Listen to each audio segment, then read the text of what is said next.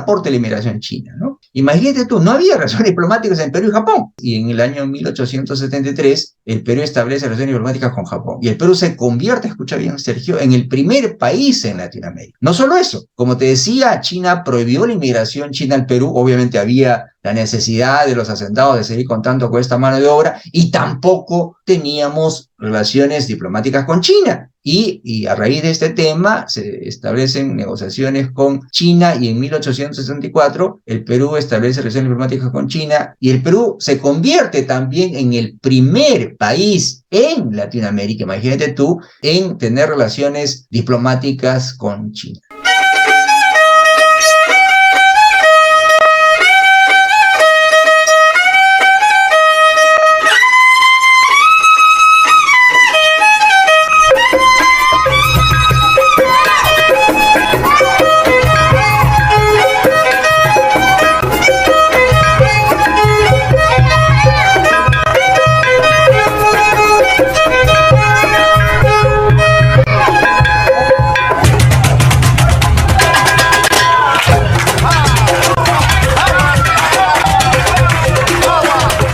Amigos, bienvenidos a una edición más de este su programa Yanaruna, un programa que se produce gracias al respaldo del Canal Cultural del Perú. También nos están viendo en Best Cable Televisión. Gracias a Best Cable por la genial cobertura de nuestros contenidos. También agradecer a RTV. Nos ven y nos sintonizan a través del canal 66.1 de Cable Perú, en el canal 42.3 de JR Telecom, en el canal 3 Cable INPE de la ciudad del Cusco, y también nos ven en www.teleorienteinternacional.pe en las hermanas repúblicas de Argentina, Uruguay y el Paraguay. Y por supuesto a nuestras 4 plataformas informativas que se despliegan con nuestra señal en todo el territorio nacional y en todo el mundo. Esta noche es una noche importante, es una noche maravillosa, porque está con nosotros el doctor Carlos Alberto Aquino Rodríguez. Él es director del Centro de Estudios Asiáticos de la Universidad Nacional Mayor de San Marcos, doctorado por la Universidad de Kobe, con especialidad en Economía Internacional, Economía Asiática, Economía Comparada de Asia y Latinoamérica. Tiene una maestría en Economía por la Universidad de Kobe, también de Japón. Estudios de idioma japonés en la Universidad de Osaka. Becado por el gobierno japonés para estudios de posgrado y graduado en la Facultad de Economía, por supuesto, de la Universidad Nacional Mayor de San Marcos. Así que vamos a darle la más cordial bienvenida y también saludarlo por este 4º aniversario del Centro de Estudios Asiáticos de la Universidad Nacional Mayor de San Marcos. Doctor Aquino, gracias por estar con nosotros aquí en Yanaruna. No, a ustedes más bien gracias por su invitación. Sí, pues hemos celebrado este 4º aniversario, muy contentos por la gran acogida que ha tenido y que nos anima a seguir adelante en nuestra tarea, ¿no? El Centro de Estudios Asiáticos de la Universidad Nacional Mayor de San Marcos como tal es relativamente nuevo, ¿no? Estamos cumpliendo 4º aniversario, pero yo creo que hemos hecho muchas cosas, ¿no? Esto se creó en el año 2018 a raíz de un convenio que hicimos con una universidad china, la Universidad de Fudan, una de las 3 universidades más importantes de China. Es la primera y única, en realidad, universidad pública en el Perú que tiene un centro de estudios asiáticos, ¿no? Hay 3 centros de estudios asiáticos en el Perú, una en la Católica de hace algunos años, después en la Pacífico, son privadas muy buenas, pero la única universidad nacional que tiene un centro de estudios asiáticos es el nuestro. Ahora, obviamente no tenemos muchos recursos, sabemos que lamentablemente pues el Estado no da muchos recursos a las universidades públicas, pero creo que hemos hecho muchas cosas, ¿no? Creo que una de las ventajas, de las fortalezas que nosotros tenemos es el siguiente, el hecho primero de que la universidad pues es reconocida, es un nombre, es una marca, digamos, ¿no? Nosotros cuando hemos contactado con universidades, instituciones en el extranjero, obviamente le decimos que somos de San Marcos, se nos dicen, encantado de poder participar, colaborar en sus eventos. Gracias a eso, por ejemplo, hemos tenido, es impresionante, en estos 4 años, hemos tenido más de 100 conferencias con expertos de China, Japón, de Asia, de Europa, de Estados Unidos y de toda Latinoamérica. Obviamente la mayoría de ellos ha sido en los últimos años webinar, ¿no? En realidad esto del webinar es muy interesante. Cuando se hizo la cuarentena, creo que nosotros, como muchos, pensamos, ¿qué vamos a hacer? Se va a paralizar nuestras actividades, ¿no? Pero descubrimos pues esta maravillosa herramienta como la que estamos usando ahorita, ¿no? El Zoom, los webinars, y gracias a eso hemos podido tener, por ejemplo, la presencia de profesores de Estados Unidos, que hubiera sido muy difícil que vengan al Perú, primero porque probablemente no tenían tiempo para viajar, y segundo, no teníamos el financiamiento como para invitarlos. No hemos tenido, repito, más de 100 conferencias. Dicho sea paso, todas estas conferencias, webinars están grabados. Tenemos un canal YouTube del CEA que ustedes lo pueden visitar en la página de Facebook del Centro de Estudios Asiáticos. Otro hecho, por ejemplo, que es muy interesante, gracias, otra fortaleza, por ejemplo, del CEAS, es el gran apoyo que tenemos de las embajadas. Yo creo que todos nos conocen en las embajadas. De hecho, hemos tenido reuniones donde han participado muchos embajadores. En mayo tuvimos a todos los embajadores de Asia presentes en el Perú en una reunión que hicimos en la casona de nuestra universidad. En el 4º aniversario, o la ceremonia inaugural, que fue el día lunes de la semana pasada, el 7, justamente el 7 de noviembre se cumplió exactamente el 4º aniversario, tuvimos la presencia de varios embajadores de Asia, y gracias a ellos, por ejemplo, hemos logrado que nos donen más de 500 libros sobre Asia. Uno de los grandes problemas cuando uno investiga sobre Asia es justamente que no tenemos material. Uno va a las bibliotecas y no hay material. Y gracias a la colaboración de las embajadas de India, de China, de Japón, de Malasia, de Tailandia, Indonesia, Estados Unidos nos va a donar pronto, nos han prometido 50 libros ahorita y otro lote de 100 después. Tenemos libros sobre Asia actuales, sobre todos los temas, ¿no? Recuerden ustedes que nuestro centro es un centro multidisciplinario. Yo soy economista, pero tenemos abogados, tenemos administradores, tenemos politicólogos, tenemos historiadores, entonces cubrimos toda la región de Asia, todos los aspectos, y por eso tenemos libros sobre economía de Asia, relaciones internacionales de Asia, historia de Asia, religiones de Asia, cultura. Entonces, yo creo que ese es otro gran evento que hemos tenido. El otro tema, por ejemplo, hemos tenido profesores visitantes, gracias otra vez al apoyo de las embajadas. Por ejemplo, la embajada de Japón nos ha mandado profesores visitantes. Esperamos que el próximo año, si las cosas se normalizan bien, si ya no hay otro tema de la pandemia, que tener profesores visitantes de Japón, de Corea, también hay la posibilidad de que podamos traer profesores de ahí. Entonces, repito, en este tema de los webinars, en este tema de los profesores visitantes, en este tema de los viajes también, ¿no? Claro, en estos últimos años y medio, 3 casi no hemos podido viajar, obviamente, ¿no? Pero gracias a las relaciones que tenemos con las embajadas, tenemos convenios con varias universidades de Asia, ha hecho posible que muchos de nosotros participemos, ¿no? Cuando era posible viajar, en congresos, seminarios, muchas veces invitados, porque otra vez el tema, ¿no? La verdad, la universidad no podría, por ejemplo, pagarnos un pasaje hasta Asia. Un pasaje hacia mínimo costaba $2.000, ahora está más del doble. Entonces, gracias a estos convenios que tenemos con instituciones académicas en Asia, nos permite viajar. Y esto es muy importante, ¿no? Porque yo siempre digo, ¿no? Yo, por ejemplo, pasé, antes de regresar al Perú, 8 años en Japón, hice mi maestría, doctorado, pero me mantengo informado sobre Japón porque viajo permanentemente, porque Asia cambia, pues, ¿no? Uno tiene que estar viajando constantemente para mantenerse en la actividad, activo, ¿no? Actualizado, ¿no? Entonces, esta relación que tenemos muy fluida con embajadas, con universidades, también nos permite mantenernos actualizados. Eso es lo que hemos hecho, y tenemos muchas cosas más que estamos pensando hacer, ¿no? O seguir ampliando los convenios, no solo mandar miembros de nuestro centro, sino también alumnos, gracias a los convenios que tenemos, becas.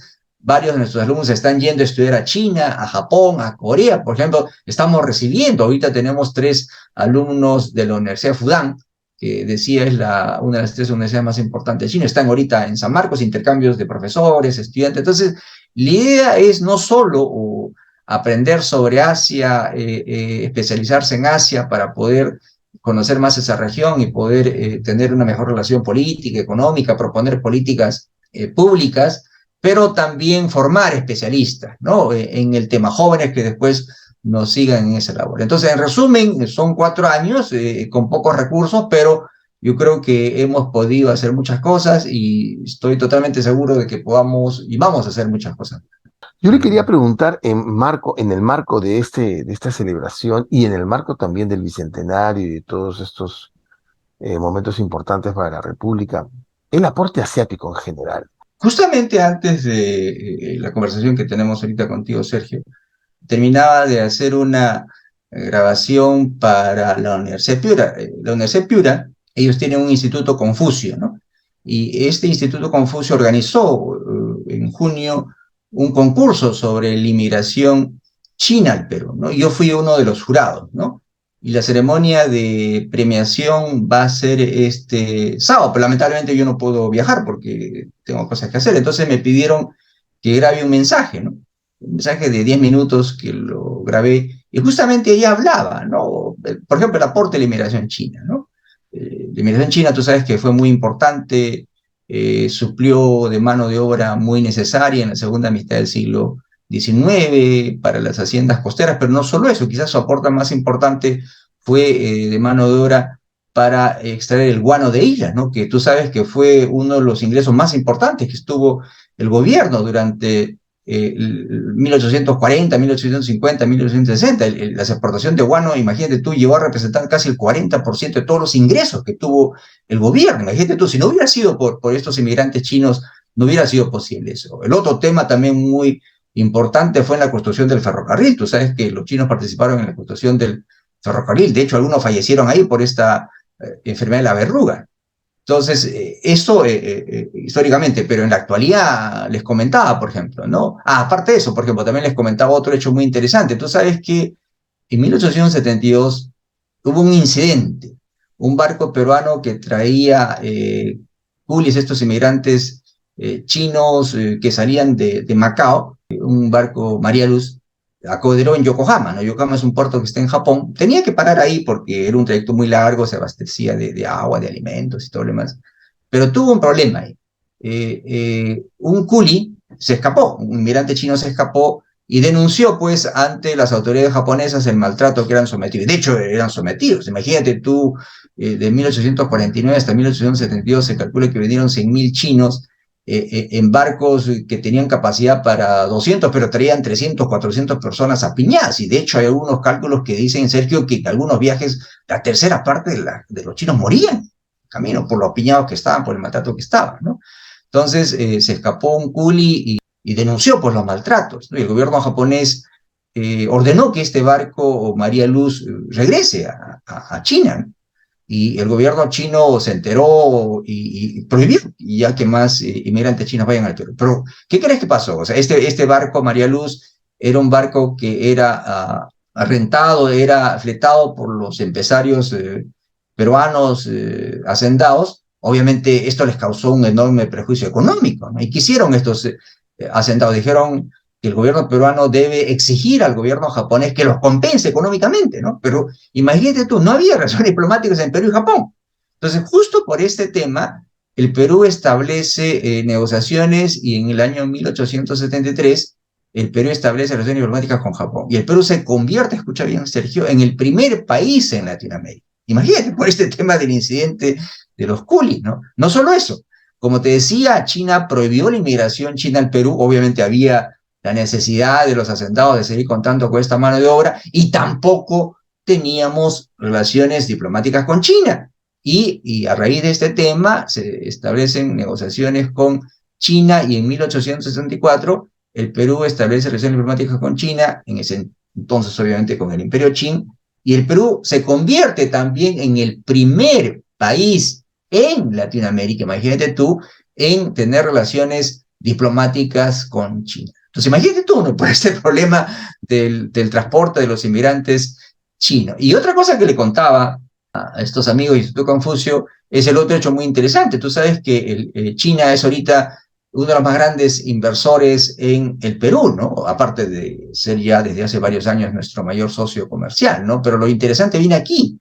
Tú sabes que China invierte mucho en el extranjero, en Latinoamérica también. Y China, el segundo mayor destino de la inversión china en Latinoamérica, fíjate tú, es el Perú. China ha invertido más de 30.000 millones de dólares, solo después de Brasil. Ahora, lo interesante es esto. El Perú no es la economía más grande de Latinoamérica, El Perú no es el país más grande de Latinoamérica extensamente, no es el país de mayor población, no es el que tiene mayor mercado, pero ¿cómo tú explicas que haya más inversión de China en el Perú que en Brasil? Perdón, en Brasil hay más, el segundo es Perú, pero hay más inversión China que en Argentina, que es mucho más grande que el Perú, que en México, que es mucho más grande que el Perú, que en Colombia, que es una economía más grande que el Perú, que en Chile, que es una economía más grande que el Perú. ¿Cómo explicas tú esto? No solo por el hecho de que el Perú tiene recursos naturales, porque repito, más recursos naturales tiene Argentina o México. Se dice, y es algo que no es fácil calcular, porque no puedes tener datas estadísticas, correr un modelo econométrico, como tú sabes que los economistas a veces nos gusta utilizar estos métodos para demostrar, es debido a la inmigración china. Gracias a la gran inmigración china, gracias a que se dice que el 10% de los peruanos tienen ascendencia china, los chinos se sienten bien acá, no se sienten discriminados para nada. Entonces yo creo que este componente que es difícil de medir, esta gran presencia china en el Perú, tú sabes que hay algunos cálculos que dicen que el 10% de los peruanos tienen ascendencia china. Entonces esto es lo que hace que los empresarios chinos, los negociantes chinos se sientan felices en el Perú y encuentren un lugar atractivo para establecerse, invertir, comerciar y quedarse, incluso a vivir aquí, ¿no? Sabemos que la educación ha sido base del desarrollo económico, en particular de Asia, ¿no? De Japón y creo que ahora último de China. Recuerda tú que hace China recién en el año 79 se abre al mundo, empieza a producir usando su mano de obra barata. ¿Qué hacía China en ese momento? Ensamblaba televisores, utilizando mano de obra poco calificada, pagando bajos salarios, hacía peluches de juguetes, ropa, zapatillas, productos que no requieren ninguna tecnología, ni gran capital, ni grandes habilidades, ¿no? Y ahora, fíjate tú, China fabrica automóviles, China exporta televisores, autos, trenes rápidos. ¿Cómo China ha sido posible de hacer eso? Obviamente por la gran inversión en educación, en ciencia y tecnología. Imagínate tú, China figura entre los 10 países y varios de ellos, 10 mayores países, 10 mejores países en matemáticas, lectura, conocimientos básicos, ¿no? Estas famosas pruebas PISA que toma la Organización de Cooperación y Desarrollo Económico, ¿no? Y varios de estos países que están entre los primeros lugares son justamente Japón, Corea, Taiwán, Hong Kong, por ejemplo. Entonces, definitivamente la educación ha sido básica. Ahora, yo creo que ese es un tema que Perú debe poner mucho énfasis y algo se está logrando. Tú sabes que China da muchas becas. En los últimos años, China es el país que más becas da. Y esto es importante que lo sepan los jóvenes, porque becas dan muchos países, ¿no? Estados Unidos, Japón también, pero la gran diferencia es que las becas que da China, pero también Japón, otros países asiáticos, son completas. Yo me fui, por ejemplo, a Japón con una beca completa, incluyó el pasaje de vuelta, todos los gastos de universidad, y me dieron una asignación mensual con la cual pagaba mi dormitorio, mis gastos básicos, que era más que suficiente. Otros países, por ejemplo, Francia te da becas para que estudies en la universidad. Bueno, las universidades públicas son gratis, ¿no? Pero cómprate tú tu pasaje, págate tú tu estadía. En cambio, China no. Entonces, te dan becas completas. Y justamente esto es lo que tenemos que aprovechar, ¿no? Para conocer esta experiencia china, que hecho ese paso, China también, obviamente, hace 42 años cuando se abre al mundo. China es un país relativamente pobre, sus universidades no eran de primer nivel, pero ahora varias universidades chinas están entre las 50 mejores del mundo, ha avanzado mucho. China, así como ha invertido en su industria, China también ha invertido en su sistema educativo. Entonces yo creo que ahí nos falta aprender más, pero están yendo. Te comenté que del Perú, de mi universidad, el año pasado, por ejemplo, 3 estudiantes de San Marcos se fueron becados a la Universidad de Tsinghua y la Universidad de Pekín, que son las dos mejores universidades en China, justamente uno de economía, otro de administración y otro de derecho, me parece, ¿no? Entonces, sí, yo creo que es un tema que el Perú debe aprovechar y hay la posibilidad, porque se está ofreciendo becas y cada vez hay más interés en irse, por lo menos varios de mis alumnos están yendo y espero que otros más se vayan a ir. Ya que estamos hablando del tema de la educación, creo que habría que enfatizar lo siguiente, ¿no? Yo creo que esta habilidad que tienen estos países, como tú dices, de aprovechar las crisis lo ven como oportunidades, Se deben principalmente porque tienen un excelente sistema educativo que se basa en dos cosas, ¿no? Que obviamente a nosotros nos faltan, ¿no? Uno es obviamente infraestructura educativa, ¿no? Las escuelas, las universidades en Japón, en China, son de primer nivel, ¿no? Ya te contaba las carencias que tenemos en la universidad pública. San Marcos es la universidad más antigua del continente americano, pero aún así tenemos carencias grandes, ¿no? Tú vas a las universidades japonesas, chinas, tienen tecnología de último nivel. Primero, infraestructura de primer nivel, ¿no? Segundo, obviamente no vas a querer tener educación de primer nivel no solo en la universidad, sino también en la secundaria, en la primaria, en la educación básica, si no pagas bien a los profesores. Pues no vas a traer profesores de primer nivel si no pagas bien, ¿no? Se van a ir al sector privado. Y eso es lo que nos falta en realidad, ¿no? Si bien es cierto, en las universidades nacionales, y eso hay que reconocerlo, ahorita un profesor principal en San Marcos está ganando muy bien comparado con lo que ganaba hace 10 años. Te cuento, por ejemplo, un profesor principal en San Marcos está ganando 7.500 soles básico neto, 6.000. Hace 10 años ganaba una fracción de eso, ¿no? Pero aún así nos falta más. Un profesor en esos países gana más, pero no solo gana más, sino tiene mucho dinero. Imagínate, los libros que tú ves detrás, todo eso me lo he comprado yo. Prácticamente la universidad no me da dinero, me da una fracción máxima, creo que a veces 1.000 soles al año, con eso que puedo comprar libros, ¿no? Entonces, si queremos obviamente tener la capacidad de sortear las crisis, obviamente debemos educar a la gente. Y eso pasa, repito, por tener una infraestructura educativa de primer nivel en todos los sectores, no solo universidad, sino secundaria, universidad. No vas a querer tener una universidad de primer nivel si tienes una educación secundaria de segundo nivel, y menos si tienes una primaria de tercer nivel. Eso es imposible, ¿no? Y eso no lo vas a lograr si no tienes infraestructura física, si no o pagas bien a tus profesores y si no hay meritocracia, porque todo eso viene de ahí, ¿no? Realmente, si ellos son capaces de sortear las crisis, son porque tienen los mejores dirigentes, los mejores gobernantes.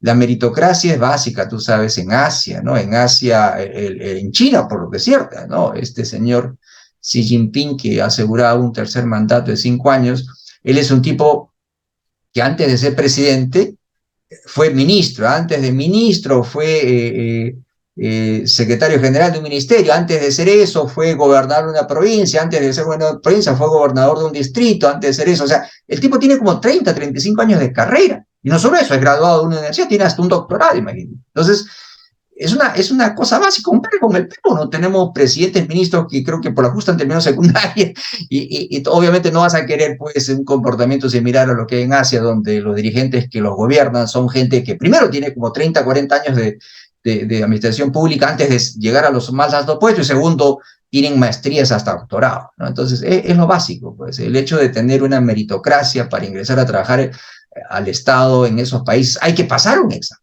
No ingresas porque eres amigo del presidente o eres afiliado al partido que ganó las elecciones. No, es una meritocracia. Entonces, si queremos tener un comportamiento como los asiáticos, debemos tener un sistema educativo como ellos y debemos, especialmente en el gobierno, tener una meritocracia que lamentablemente en el Perú no existe, ¿no? ¿Qué deberíamos de hacer? ¿Qué huellas deberíamos de seguir para poder usarlo de ejemplo y de orientación? Bueno, yo creo que lo que podríamos hacer, y es algo que nosotros a través del Centro de Estudios Asiáticos tratamos de hacer, es aprender de Asia, ¿no? Yo siempre digo, el Perú tiene una gran relación con Asia, ¿no? Más de la mitad de lo que comerciamos es con Asia.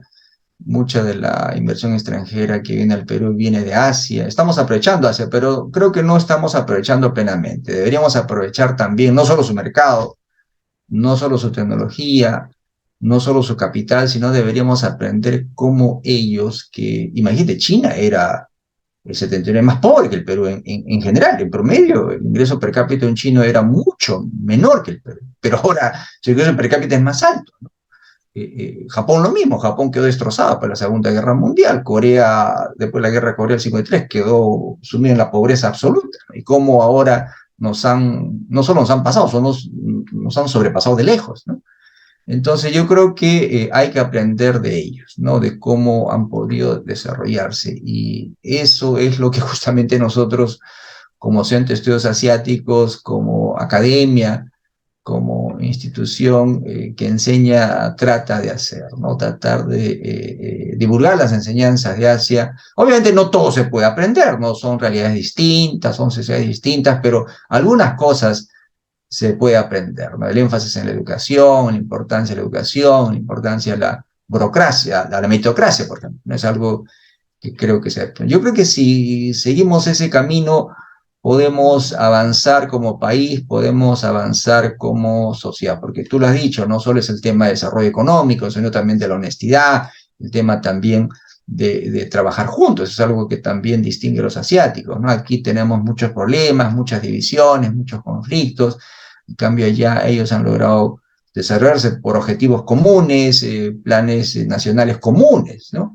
Yo creo que eso es algo también que podemos aprender y bueno, como Centro de Estudios Asiáticos estamos tratando justamente de divulgar esas enseñanzas, ¿no? Para ver qué podemos aprender. Perfecto, profesor Aquino. Yo le agradezco muchísimo su tiempo y siempre la gentileza que ha tenido para con nosotros. Contento porque vamos a empezar nuevamente una nueva temporada. Esperemos volver a tener un ciclo de programas a través del canal Uh -huh. cultural. Doctor, yo quisiera pedirle, por favor, ¿cómo hacen los muchachos, los jóvenes, las personas, las señoritas interesadas en poder tener un contacto con el Centro de Estudios Asiáticos de la Universidad Nacional Mayor de San Marcos? O sea, ¿qué teléfonos, correos? Bueno, la forma más fácil de llegar a nosotros es a través de las herramientas pues, que manejan los jóvenes, ¿no? El Facebook, por ejemplo. Ustedes pueden poner en el Facebook Centro de Estudios Asiáticos San Marcos y van a llegar ahí, ¿no?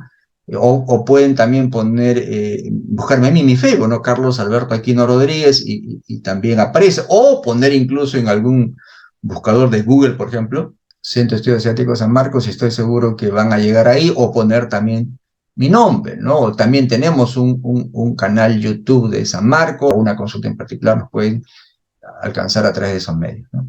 Perfecto, doctor. Muchísimas gracias por este momento tan maravilloso. Ha sido el doctor Carlos Alberto Aquino Rodríguez, director del Centro de Estudios Asiáticos de la Universidad Nacional Mayor de San Marcos. Hemos estado conversando con él por estos 4 años, el cuarto aniversario del CEAS de San Marcos, un momento importante para esta casa de estudios y sobre todo para este gran programa, el programa de Centro de Estudios Asiáticos de esta casa de estudios. Yo quiero darle las gracias también a mi productora, la comunicadora Delia Reyes Otarola, por el excelente trabajo que hace al frente del canal cultural del Perú. Ustedes, amigos, que nos regalan su preferencia, denle like y compartan estos programas porque de esta forma estarán compartiendo educación y cultura.